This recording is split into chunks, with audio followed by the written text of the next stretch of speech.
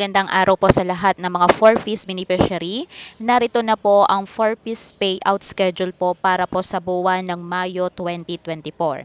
Makinig po tayo guys. Ilalagay ko po dyan sa description box ang link na kung saan natin makikita ang schedule at nakalagay din po dito guys na i-check muna ang pangalan nyo sa website na to na kung saan kayo ay nasa master list. Kapag nakita nyo ang pangalan nyo ay pwede na kayo magtungo o magpunta sa Land Bank or sa DSWD office.